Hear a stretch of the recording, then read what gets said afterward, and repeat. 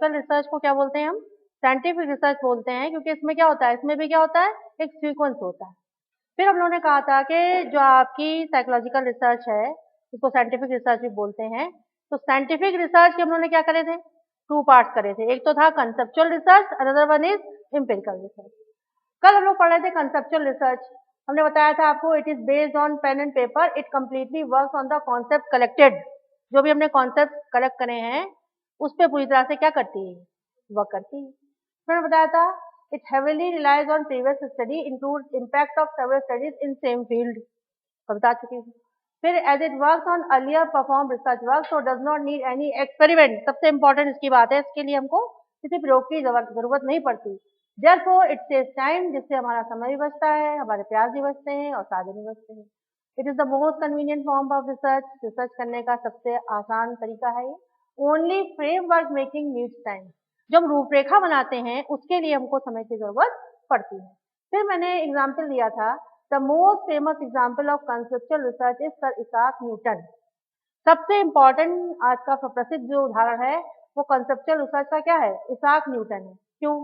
ही observe his surrounding.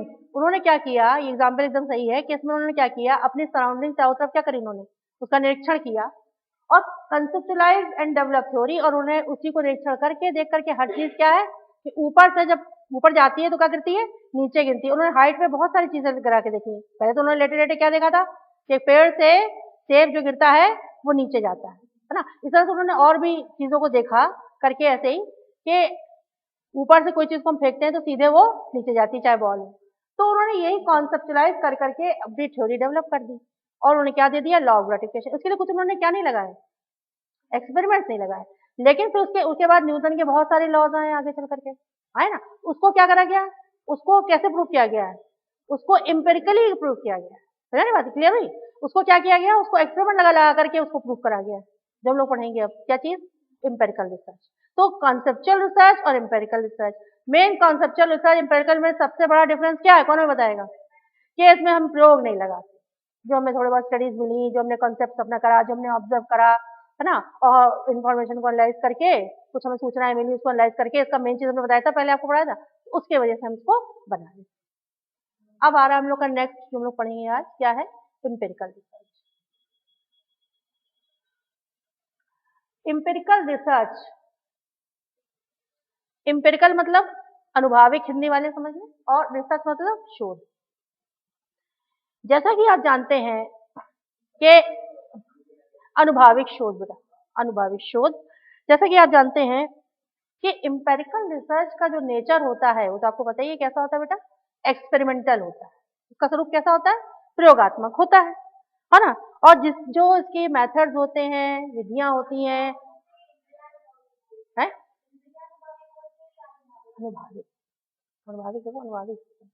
तो क्या बोला कि जो इसकी मेथड्स होते हैं, जो इसकी प्रॉब्लम्स होती हैं, वो क्या करती हैं, इसकी विधियां समस्या का, किसी भी प्रॉब्लम का क्या करती हैं, तथ्यपूर्ण मूल्यांकन करती हैं, फैक्चुअल इवैल्यूएशन करती हैं, इसे जान जाइए, है ना। यानी कि एम्पिरिकल रिसर्च का जो नेचर होगा वो क्या होगा, एक्सपेरिमेंटल होगा, प्रयोगात्मक होगा। और इसके अंदर जो मेथड्स हम यूज करेंगे, जो हम प्रॉब्लम्स लेके चलते हैं, वो समस्या क्या करती है, समस्या क्या करती है, विधियां समस्या क्या करती हैं, प्रॉब्लम का विधियां लेते हैं, और हम इसमें क्या करते हैं, हम विधियां लेते हैं, मेथड लेते हैं, और प्रॉब्लम्स का फैक्चुअल इवैल्यूएशन करते हैं। जो हमारे पास सामने समस्या होती है, समस्या क्या होगी, जाहिर बात जिसमें हम क्या कर रहे होंगे, प्रयोग कर रहे होंगे, है ना, उसका हम फैक्चुअल इवैल्यूएशन करेंगे, तथ्यपूर्ण मूल्यांकन करेंगे। अब हम पढ़ते हैं एम्पिरिकल रिसर्च क्या होती है। यानी it involves research based on observations. इसके अंदर रिसर्च किस पर आधारित होती है, निरीक्षण पर आधारित होती है। फिर आ गया एक्सपेरिमेंट्स पे आधारित होती है, प्रयोगों पे होती है ना, और वेरीफेबल, है ना, एक्सपीरियंस उसमें मेन है ही बेटा, है ना, और वेरीफाइबल होती है, यानी कि इसको हम सत्यापित कर सकते हैं। कहते हैं ना कि बहुत से वैज्ञानिकों ने प्रयोग किए लेकिन उसका सत्यापन नहीं किया, कोई कंट्रोल स्टडीज नहीं की, तो हम उसको क्या नहीं करते हैं, मानते नहीं है, लास्ट में यही कहते हैं कि इसका सत्यापन नहीं हुआ है, ये इसमें ड्रॉबैक्स है। फ्राइड ने बहुत काम किया कि बहुत सी चीजों का सत्यापन नहीं कर पाया जिनके कॉन्सेप्ट थे, तो उसको इतना मानते नहीं लोग क्रिटिसाइज करते हैं। तो कह रहे it involves research based on observation, experiment and verifiable empirical evidence, है ना। तो Empirical evidence refers to observations and experience rather than theory. यानी it involves research based on observation. जो हमारे शोध है वो किस पे आधारित होता है? निरीक्षण पे आधारित होता है, प्रयोगों पे आधारित होता है और वेरीफाइबल होता है, और उसमें क्या होता है? उसका एम्पिरिकल एविडेंस होता है। एम्पिरिकल एविडेंस यानी कि प्रमाण कैसा होगा? एम्पिरिकल मतलब आपका अनुभवी परिणाम होगा, यानी कि आपने क्या किया होगा? प्रयोग, हाँ ऑब्जर्व किया होगा या आपने प्रयोग किया होगा, ठीक है ना। Empirical evidence refers to observation. जो हम एम्पिरिकल एविडेंस की बात करते हैं, अनुभवी प्रमाणों की बात करते हैं, तो रिफर्स टू ऑब्जर्वेशन यानी कि निरीक्षण, एंड एक्सपीरियंस और अनुभव, रादर देन थ्योरी और प्योर लॉजिक। किस पर नहीं होते हैं? यानी कि हम सिद्धांत पर और प्योर लॉजिक पर ना आधारित नहीं होते। मेन चीज क्या है? ऑब्जर्वेशन एंड एक्सपीरियंस, ठीक है। These studies are observable and measurable. सबसे बड़ी बात कि ये जो अध्ययन करते हैं इसको निरीक्षण भी किया जा सकता है और इसका मापन भी हम कर सकते हैं, मेजरेबल भी होते हैं। जैसे example qualitative research, quantitative research. Researchers can use a mixture of both research. Research हमारी क्वालिटेटिव भी हो सकती है और रिसर्च हमारी क्वांटिटेटिव भी हो सकती है। क्वालिटेटिव मतलब गुणात्मक और क्वांटिटेटिव मतलब मात्रात्मक। तो क्वालिटेटिव और क्वांटिटेटिव में क्या डिफरेंस होगा, कोई बताएगा हमको? बेटर कौन सी रहेगी इसमें? होती तो दोनों।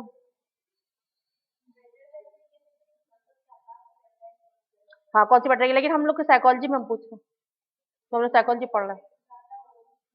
हाँ, साइकोलॉजी के लिहाज से बताइए, करते तो दोनों है करने के लिए। और साइकोलॉजी में मेनली कौन सी रिसर्च की जाती है, क्वेश्चन पूछा जाए? क्वांटिटेटिव, है ना। क्यों? क्योंकि इससे हमको इससे साइंटिफिक, ऑब्जेक्टिव, फैक्टफुल, है ना, और टाइम भी इसमें क्या लगता है? हाँ, लेस टाइम लगता है।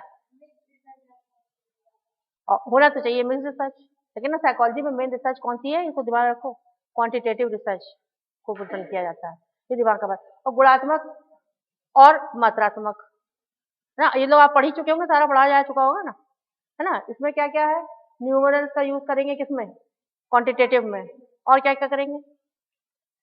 न्यूमरल्स यूज करते हैं, और क्या यूज करते हैं? एनालिसिस करते हैं, हाँ उसमें भी करते हैं एनालिसिस, तो क्वांटिटेटिव में भी करते हैं। इसमें न्यूमर्स, नंबर्स का यूज करते हैं, स्टैटिस्टिक्स लगाते हैं किसमें? क्वांटिटेटिव में, है ना। सांख्यिकी विश्लेषण करके हम लाते हैं किसी चीज को। और researcher can use a mixture of both. Researcher दोनों का मिक्सचर भी यूज कर सकता है, क्वालिटेटिव और क्वांटिटेटिव। लेकिन साइकोलॉजी में जो हम मेनली यूज करते हैं वो क्या यूज करते हैं? क्वांटिटेटिव रिसर्च, है ना, मात्रात्मक शोध। पढ़ाया गया होगा, इतने क्लासेस हुए हैं, तो क्वांटिटेटिव वेरिएबल्स भी होते हैं, क्वालिटेटिव और क्वांटिटेटिव, सुना होगा। Know more about empirical research. कह रहे ओरिजिन ऑफ वर्ड एम्पिरिकल। सबसे पहले जान लें कि ये जो एम्पिरिकल वर्ड आया, अनुभाविक, है ना, इसका ओरिजिन कहाँ से हुआ, इसकी उत्पत्ति कहाँ से आ गया ये वर्ड हमारे पास। तो कह रहे हैं we have heard the quote, I will not believe unless I see it. हमने ये सुना होगा कोट कि आई विल नॉट बिलीव, मैं विश्वास नहीं करूंगा जब तक मैं क्या कर लूँ, जब तक मैं देख न लूँ, ठीक है।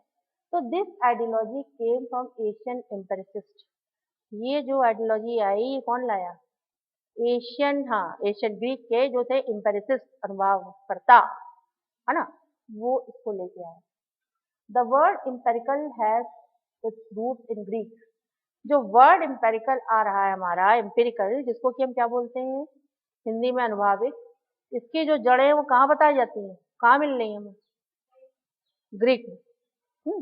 It has been derived from Greek word. किससे निकला है ये शब्द? ग्रीक वर्ड से निकला है, जिसका के नाम क्या है? एम्पेरिकोस, EMPEIRIKOS, विच मीन्स एक्सपीरियंस्ड। समझा ना? जिसका मतलब क्या है, जिसका मीनिंग क्या है? अनुभव, अनुभव, है ना, अनुभव, जिसका मीनिंग है अनुभव। लिख लीजिए, चाहिए ये पूरा कोट, है ना, या फोटो खींच लीजिए, जो भी मन करे। We have heard the quote, I will not believe unless I see it. This ideology came from ancient empiricists. The word empirical has its root in Greek, यानी कि जो वर्ड शब्द है एम्पिरिकल, इसकी जो जड़ें हैं वो कहाँ है? ग्रीक में मिलेंगी आपको। It has been derived from Greek word, क्योंकि किससे निकल के आया है? ग्रीक शब्द से बाहर निकल के आया है, जिसका नाम क्या है? एम्पेरिकोस, जिसके मीन्स होते हैं, मायने होते हैं अनुभव यानी कि एक्सपीरियंस। कह रहे हैं hence it is appropriate according to its nature of something being experience. बिल्कुल ठीक है। क्या है? अकॉर्डिंग टू इट्स नेचर, जिसका प्रकृति के बारे में, स्वरूप के बारे में बात कर रहे हैं, क्या है? ऑफ समथिंग बीइंग एक्सपीरियंस, वो चीज जिसको कि क्या किया जा रहा है? जिसको कि अनुभव किया जा रहा है, एक्सपीरियंस किया जा रहा है। अच्छा, अब हम साइकिल देखते हैं जरा सा, साइकिल ऑफ एम्पिरिकल रिसर्च। ठीक है, हम कभी भी रिसर्च करने जाएंगे, हम रिसर्चर हैं, शोधकर्ता हैं, कोई भी टॉपिक लेके हम रिसर्च कर रहे हैं, जो भी हमारी रिसर्च प्रॉब्लम हो, सबसे पहले हम क्या करेंगे? जा करके ऑब्जर्वेशन, है ना? ऑब्जर्वेशन करेंगे, निरीक्षण करेंगे। कहीं भी गए, हमने पहले सबसे पहले क्या करने की कोशिश करी कि हम चले भाई ऑब्जर्वेशन करें, क्या करना है। फिर क्या करेंगे? इंडक्शन। इंडक्शन में मतलब क्या होगा कि हम जो जनरल चीजें देख रहे हैं उसमें से कुछ क्या निकालेंगे? स्पेसिफिक, हाँ, स्पेसिफिक इन्फॉर्मेशन लेंगे। जनरल चीजों में से जाके क्या करेंगे? हम कुछ उसमें से विशेष निकालेंगे। ठीक है ना? हाँ, नहीं, जनरल से स्पेसिफिक निकालेंगे बेटा इंडक्शन में। फिर डिडक्शन में क्या करेंगे? इसको क्या, पहले इंडक्शन करेंगे। इंडक्शन में क्या करेंगे? आपने इंड्यूस किया, आपने कुछ,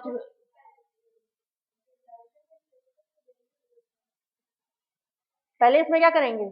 इसमें जनरल से स्पेसिफिक निकालेंगे, सामान्यीकृत चीजों से विशिष्ट निकालेंगे, फिर विशिष्ट से जनरल लाके आप जनरलाइजेशन करेंगे ना डिडक्शन में। ये है बेटा, कंफ्यूज हो रही है?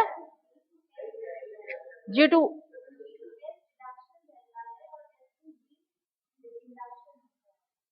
तुम बताओ रश्मि। हमने तो यही कि जनरल से पहले क्या करेंगे? स्पेसिफिक कुछ चीजों को निकालेंगे, फिर क्या करेंगे? डिडक्ट करेंगे उसमें से स्पेसिफिक से चीजें, फिर उसको जनरलाइज करेंगे। हाँ बताओ। हाँ हाँ, ओके।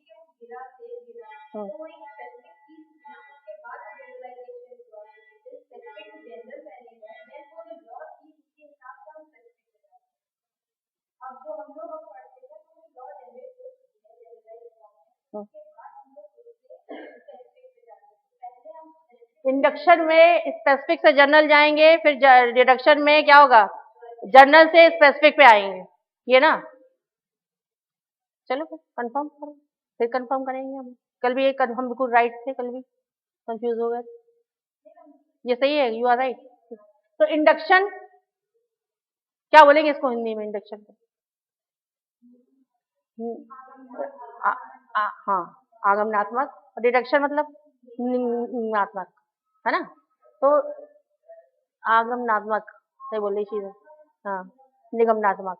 इसमें क्या करेंगे इंडक्शन में पहले? और बताओ, एग्जाम्पल देके बताइए। जैसे for example, hmm,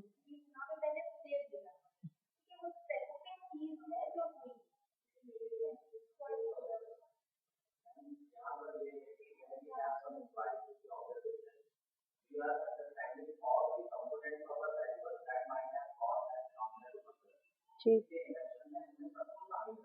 generalise, general, हाँ।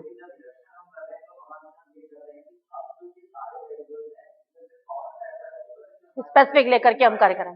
ठीक है, ठीक है। तो इसमें ऊपर क्या हो गया? स्पेसिफिक टू, इसको ऐसे लिख दीजिए, इसको जनरल टू स्पेसिफिक। फिर क्या होगा भाई? टेस्टिंग। टेस्टिंग में क्या जैसे आ सकता है? टेस्ट करेंगे, है ना? उसके लिए हम टेस्ट लगाएंगे, जो भी होंगे हमारे समाज में। एक्सपेरिमेंट दोनों लगा सकते हैं। टेस्टिंग का मतलब इसको टेस्ट कर रहे हैं, इसमें एक्सपेरिमेंट भी लगा सकते हैं और टेस्ट भी लगा सकते हैं। देन असेसमेंट या इवेल्युएशन, मूल्यांकन करके हम बाहर निकलेंगे। तो इस चक्र को cycle of empirical research, observation, induction use किया, फिर इसमें से क्या किया? डिडक्ट किया, डिडक्शन, फिर हमने क्या की? टेस्टिंग करी, फिर हमने क्या किया? इवेल्युएशन किया। इस चक्र को बना लीजिए। Step and empirical research follows. क्या क्या होगा भाई? क्या होगा? स्टेप्स क्या क्या चरण करेंगे? पहले क्या करेंगे? Defined purpose of research. सबसे पहला हमारा काम होगा कि हमारे जो रिसर्च हम करने जा रहे हैं उसका उद्देश्य क्या है, एम क्या है, पर्पस क्या है ना। डिफाइंड पर्पस ऑफ रिसर्च पहले हमने करा, ठीक है। फिर दूसरी चीज हमने क्या करी,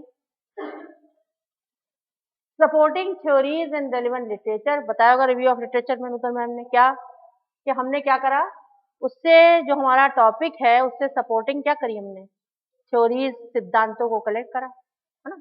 एंड रेलेवेंट लिटरेचर, उससे संबंधित जो भी आपका रेलेवेंट लिटरेचर है, रिव्यू ऑफ लिटरेचर है, उसको हमने क्या करा बेटा, उसको हमने लिया, उससे संबंधित जो साहित्य करा, रिव्यू ऑफ लिटरेचर हमने किया। फिर हम क्या कर रहे हैं भाई, creation of hypothesis and measurement है, creation of hypothesis and measurement. फिर हम क्या करेंगे, फिर हम परिकल्पना बनाएंगे, जो भी हमने लिया है उसको करने के लिए क्या बनाई हमने, परिकल्पना बनाई, हाइपोथेसिस क्रिएट करी और फिर उसका मापन किया। परिकल्पना है ही क्या, किसी भी समस्या का क्या है, प्रस्तावित उत्तर है, संभावित उत्तर है। हाइपोथेसिस पढ़ाया था मैंने, तो क्रिएशन ऑफ हाइपोथेसिस एंड फिर क्या किया भाई, मेजरमेंट किया। फिर क्या करा हमने, करने चले हम, फिर हमने क्या करना शुरू करा, ये सब करने के बाद डेटा कलेक्शन करा, आंकड़ों का संग्रह शुरू किया। मेथोडोलॉजी, मेथोडोलॉजी में यहाँ पे क्रियाविधि में क्या क्या चीजें आएंगी वो बताएगा मुझको। टूल्स कौन से लिए, आपका सब्जेक्ट आपने कौन से लिए, किस एज रेंज के लिए है ना, और आपने कौन कौन से टूल्स को यूज, कौन सा मटेरियल यूज किया, ये सब मेथोडोलॉजी में आ जाएगा, ठीक है। फिर क्या है, रिसर्च डिजाइन है ना। रिसर्च डिजाइन में जो आपने रिसर्च में शोध विकल्प बोलेंगे, रिसर्च डिजाइन में आप क्या कर सकते हैं, पढ़ाया होगा हमने, एक्सपेरिमेंटल लेंगे कि नॉन एक्सपेरिमेंटल लेंगे। एक्सपेरिमेंटल लेंगे तो क्या होगा, उसमें फायदेमंद क्यों रहता है, क्योंकि उसमें क्या होता है, कोई ना कोई कंट्रोल ग्रुप होता है ना। या नॉन एक्सपेरिमेंटल लेंगे, ये आपके डेटा एनालिसिस एंड रिजल्ट। फिर जो हमने आंकड़े लीक करे हैं कलेक्ट, उसको हम क्या करेंगे, उसका विश्लेषण करेंगे, डेटा एनालिसिस। अब आपने एनालिसिस के लिए जो भी लगाया हो मेथड है ना, सब लोग अपना अपना लगाते हैं, और फिर हम रिजल्ट को, परिणामों को, फाइंडिंग्स होंगे हम इकट्ठा करेंगे। कंक्लूजन एंड जनरलाइजेशन, इसके बाद हम क्या करेंगे, कंक्लूड करेंगे रिजल्ट को, अपने निष्कर्ष निकालेंगे और फिर इसको क्या करेंगे, जनरलाइज करेंगे। और हम कोशिश करेंगे कि हमारे जनरलाइजेशन कब कर पाएंगे भाई, जब हमारे रिजल्ट क्या होंगे, सोसाइटी के लिए एप्लीकेबल अच्छे होंगे, अच्छा काम करेंगे, तभी तो जाकर किसी पर सामान्यकृत करेंगे, ये तो कर ही नहीं पाएंगे, बेकार हो गया। तो कंक्लूजन एंड जनरलाइजेशन, काम ऐसा हो कि हम उसको क्या कर सकें, जनरलाइज कर सकें। तो ये मेन इंपेरिकल रिसर्च के स्टेप्स हैं, चरण बोलते हैं, इसको दिमाग में रखेंगे तो आप इसको खुद ही लिखाएंगे। क्या क्या है, डिफाइन पर्पस ऑफ रिसर्च कर दिया, पहले डिफाइन हमने, फिर supporting theories and relevant literature ले लिया, फिर certain creation of hypothesis create किया आपने, बनाई, या आप डायरेक्ट बना सकते हैं, और क्या हो सकती है, इनडायरेक्ट हो सकती है, नल हाइपोथेसिस हो सकती है, एंड मेजरमेंट। फिर data collection, methodology and research design, फिर data analysis and result, conclusion and generalisation. आगे चलो, हाँ बताओ।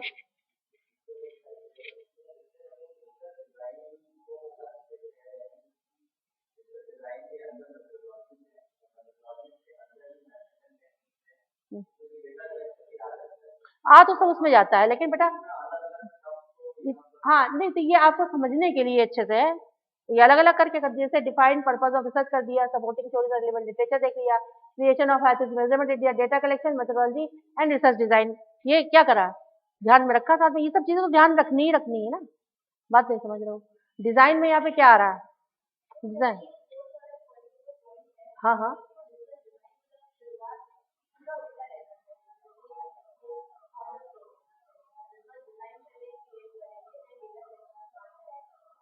Research design, define purpose of research सबसे पहले रहेगा बेटा, कि आपके पर्पस का रिजल्ट, मतलब आपका रिसर्च का पर्पस क्या है, फिर उसकी थ्योरीज और रेलेवेंट लिटरेचर ये पढ़ा है, फिर आप hypothesis measurement, data collection, methodology and research design, ये क्या है, स्टेप्स हैं, पॉइंट हैं, ऊपर कर लीजिए चरण में, जिस अकॉर्डिंग में देखा उसी अकॉर्डिंग हमने क्या करा है, करा, समझा ना, गलत कहीं नहीं होगा, कल वाले कंफ्यूजन हो गया, करेक्ट था वो सही। तो फिर क्या है, data analysis and result, conclusion and realization last में। ठीक है, क्यों लक्ष्मी, समझ में आया कि नहीं? चलिए, अब एडवांटेजेस ऑफ एम्पिरिकल रिसर्च, ये सबसे इंपॉर्टेंट है। क्या क्या लाभ हैं भाई हम जो करते हैं, अनुभविक शोध, है ना, एक्सपेरिमेंट जिसमें लगाते हैं, उसके क्या क्या फायदे हैं? It is use to authenticate traditional research, है ना, ये हमारी पारंपरिक शोध को क्या करती है, प्रमाणित कर देती है, विश्वास कर लें, through various experiments and observation. किसके थ्रू? जो अलग अलग क्या लगाते हैं, भिन्न प्रकार के जो प्रयोगों का इस्तेमाल करते हैं और क्या अलग करते हैं, या फिर ऑब्जर्वेशन करते हैं। ठीक है, research methodology makes research more competent and authentic. सही बात है, रिसर्च की जो मेथोडोलॉजी होती है वो हमारे शोध को अधिक सार्थक और प्रमाणित बनाती। अच्छा, रिसर्च मेथोडोलॉजी में क्या चीज आएगा, हमने टर्म यूज किया रिसर्च मेथोडोलॉजी, क्या दिमाग में आएगा आपके, कौन बताएगा मुझे? जहां मैंने यूज किया रिसर्च मेथोडोलॉजी, मैंने पढ़ाया, ऐसे पूछा बेटा अपने क्वेश्चन, ये आपके दिमाग में तुरंत क्या बात आएगी? कोई पूछता है what do you mean by research methodology? हाँ, सिस्टमैटिक अप्रोच। उसमें हम किस पे फोकस मेन करते हैं बेटा? हाँ,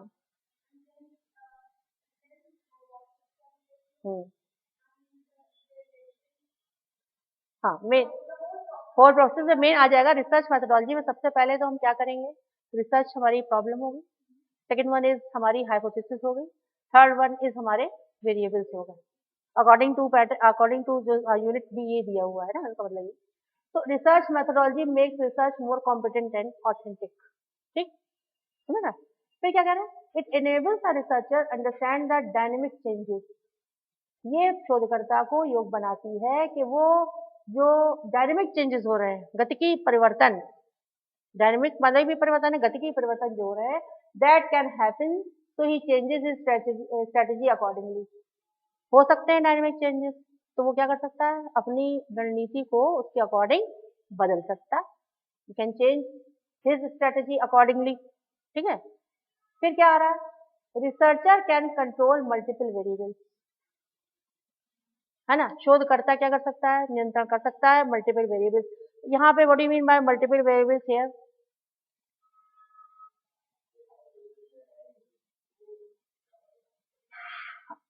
और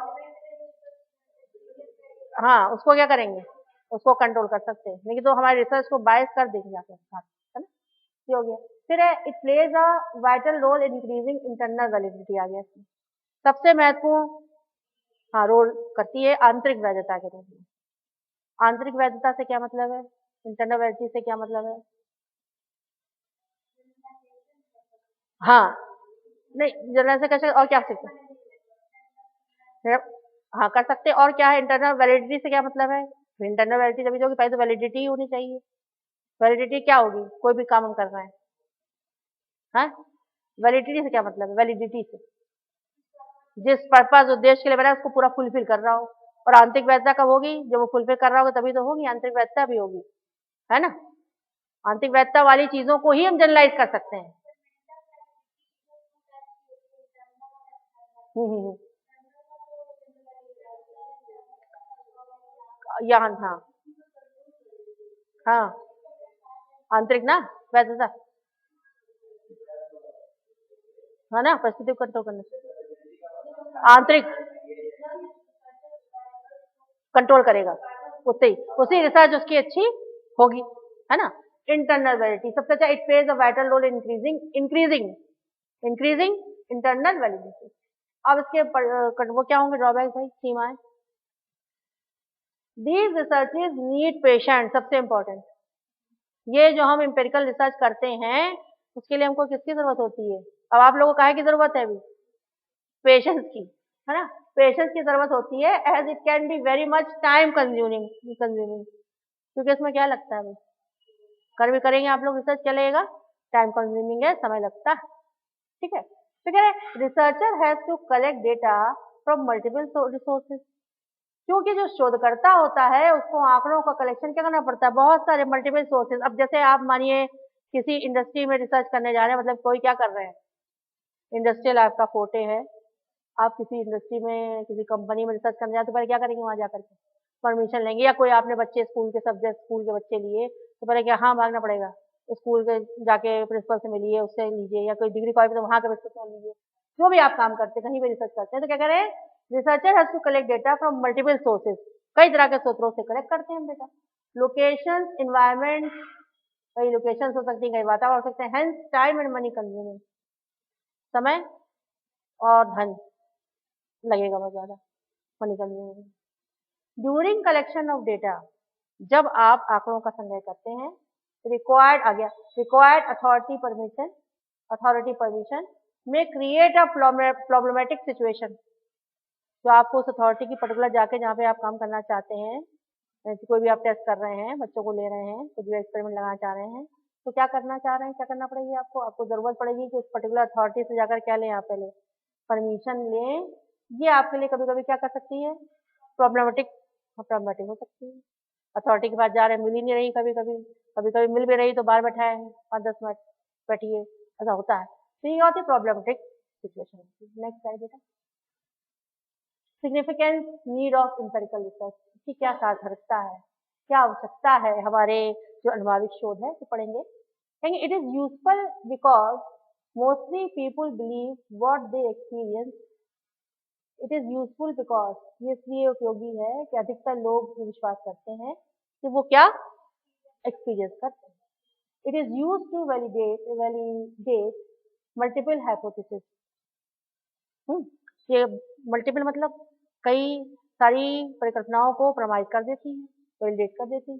and to increase human knowledge, इससे हमारी क्या बढ़ती है, रिसर्च करेंगे तो नॉलेज बहुत बढ़ेगी, हमारी क्या बढ़ती है, जानकारी, इतना काम करता है इंसान को खूब नॉलेज हो जाती है, हमारी नॉलेज बढ़ती है।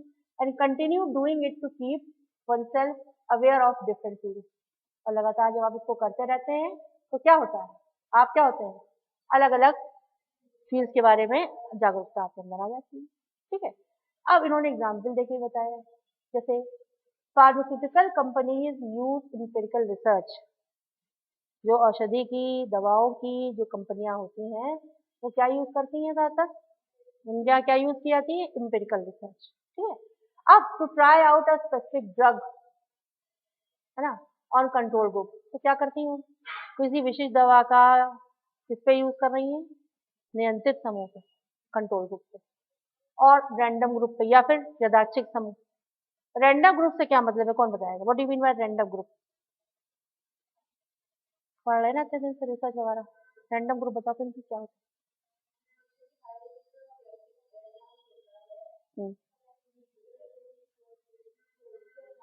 हाँ, रैंडमाइज, ठीक है राइट। तो कह रहे हैं कौन, कंट्रोल ग्रुप और या तो नियंत्रित समूह या यादृच्छिक समूह हिंदी में बोलेंगे। टू स्टडी कॉजल रिलेशनशिप,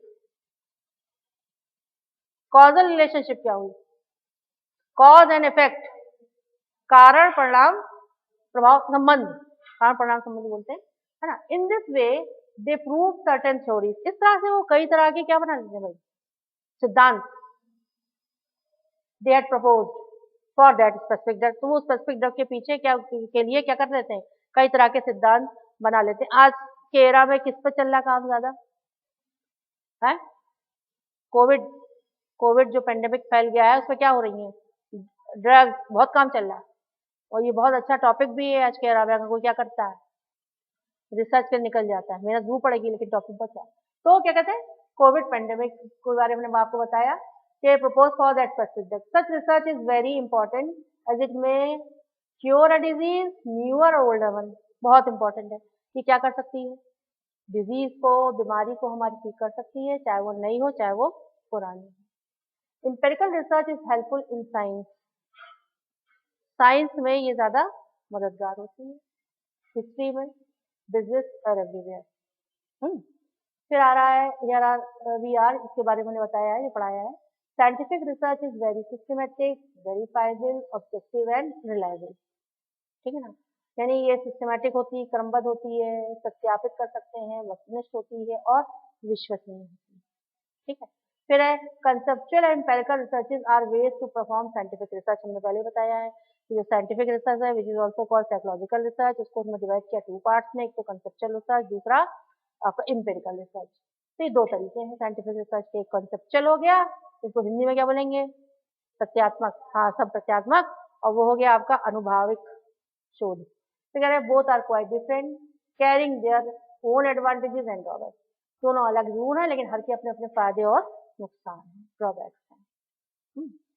तो अब इसमें आप अभी लगाएंगे, अपना रिसर्च करेंगे, तो आप दोनों में से क्वालिटेटिव क्वांटिटेटिव किसमें प्रेफरेंस देंगे, या मिक्स, तीन तरह की रिसर्च की बात करी, ये आपके अपने ऊपर है। और साइकोलॉजी में ज़्यादातर क्या होता है, क्वांटिटेटिव यूज करते हैं, तो नहीं, आसान नहीं है, बहुत मुश्किल है और हो नहीं पाएगा, टाइम भी लग जाएगा, ठीक है ना। तो ये, हाँ बोलो बेटा।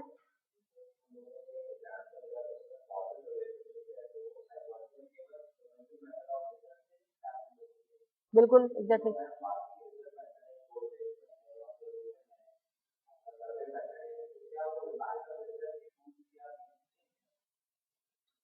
ऑब्जर्वेशन तो करते ही हैं किसमें, इंपेरिकल रिसर्च के ये टाइप्स क्या हो सकते हैं, हम पहले ऑब्जर्वेशन तो करते ही हैं किसी भी चीज में। फिर क्या बोला सेकंड वन इज, हाँ मेथड, मेथड है मतलब लगा सकते हैं। हम्म। तीनों पॉइंट तो उसमें आ जाते हैं, नहीं पढ़ा है, ले, लेकिन अच्छा तो क्या होता है, कॉज एंड इफेक्ट का देखना, साइकोलॉजी में जो हम लोग पढ़ते हैं ये तो है ना, कॉज और इफेक्ट का। तो तुम्हारी बात सही है कि रिसर्च में आपका नहीं होगा तो सब क्या हो जाएगा, वो बात ही नहीं आएगी, फिर सर्वे नहीं आएगा, ऑब्जर्वेशन आ जाएगा। कोरिलेशनल और ऑब्जर्वेशन तो है बेटा, सर्वे नहीं, सर्वे नहीं आएगा।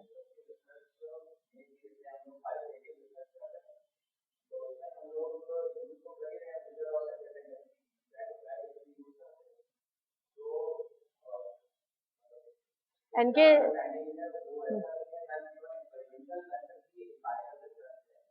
हम्म,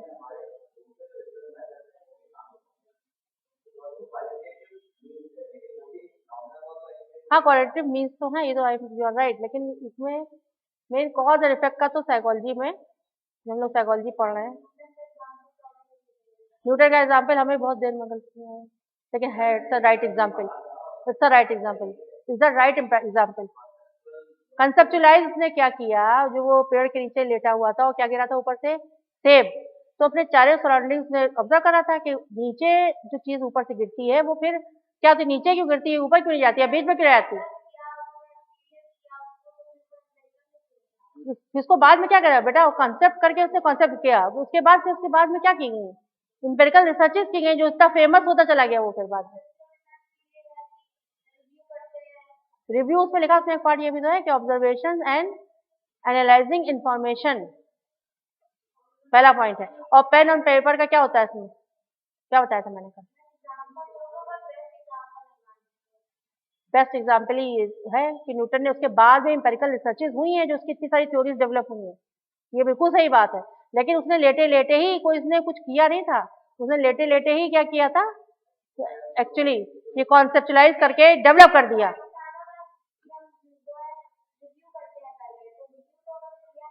तो कॉन्सेप्चुअल रिसर्च इसलिए इजी मानी जाती है कि इसमें कुछ हमें मेहनत ज्यादा इतनी करने की जरूरत नहीं होती, क्या करना पड़ता है, प्रीवियस स्टडीज को आपने देखा, कॉन्सेप्ट लिए, उसमें कुछ अपने कॉन्सेप्ट ऐड करके कर दिया, हाँ इसको ऐसे बेटा, मेनली ये है बेटा, इजी है, तभी इसको प्योर रिसर्च में हम नहीं मानेंगे, इसको भी फिलोसफिकल उसमें रिसर्च में सबसे बेस्ट उसको मानी जाती है।